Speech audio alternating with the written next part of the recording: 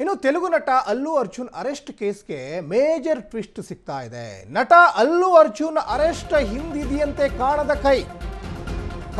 ಕೈ ಇದರಲ್ಲಿ ಕೆಲಸ ಮಾಡಿದ್ಯಾ? ಹಾಗಾದ್ರೆ ತೆಲುಗು ನಟ ಅಲ್ಲು ಅರ್ಜುನ್ ಅರೆಸ್ಟ್ ಆಗಿದ್ದಕ್ಕೂ ಆ ಕಾಣದ ಕೈಗೂ ಏನಾದರೂ ಸಂಬಂಧ ಇದೆಯಾ? ಯಾವುದು ಹಾಗಾದ್ರೆ ಆ ಕಾಣದ ಕೈ?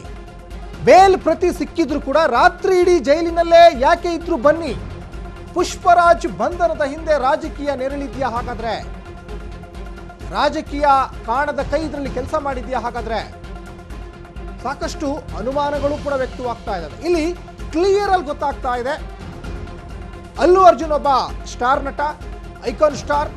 ಅವರು ಈ ಮಹಿಳೆ ಸಾವಿಗೆ ನೇರವಾಗಿ ಕಾರಣಕರ್ತರಲ್ಲ. ಅವ್ರದ್ದು ಒಂದು ಸ್ಮಾಲ್ ಮಿಸ್ಟೇಕ್ ಆಗಿದೆ.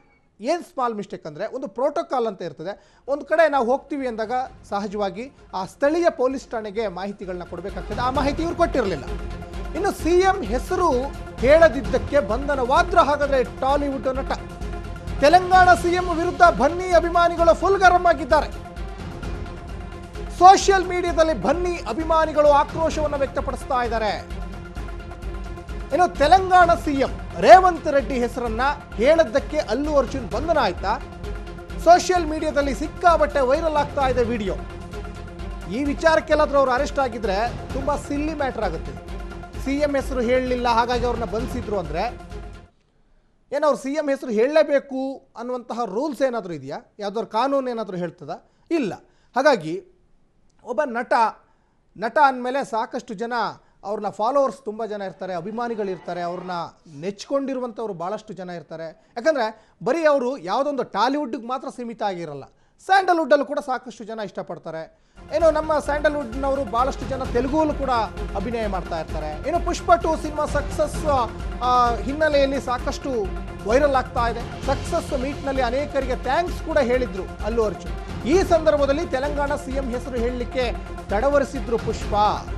ತೆಲಂಗಾಣ ಸಿಎಂ ರೇವಂತ್ ರೆಡ್ಡಿ ಹೆಸರು ಮರೆತಿದ್ರ ಅಲ್ಲು ಅರ್ಜುನ್? ಹಾಗಾದ್ರೆ ಏನು ಹೇಳಲೇಬೇಕು ಅಂತ ರೂಲ್ಸ್ ಏನಿಲ್ಲ, ಅದು ಅವರಿಷ್ಟ. ರೇವಂತ್ ರೆಡ್ಡಿ ಹೆಸರು ಹೇಳಲಿಕ್ಕೆ ತಡವರಿಸಿದ್ದಕ್ಕೆ ಬನ್ನಿ ಬಂಧನ ಆಯಿತು ಅಂತ ಆರೋಪ ಇದು. ಈ ಆರೋಪ ಮಾಡ್ತಾ ಇರೋದು ಯಾರು? ಅವರ ಅಭಿಮಾನಿಗಳು, ಫ್ಯಾನ್ಸ್. ಪುಷ್ಪ 2 ಸಿನಿಮಾ ಸಕ್ಸಸ್ ಮೀಟಲ್ಲಿ ಸಿಎಂ ಹೆಸರು ಮರೆತಿದ್ರು ಬನ್ನಿ ಅಂತ ಅವರ ಅಭಿಮಾನಿಗಳು ಹೇಳ್ತಾರೆ.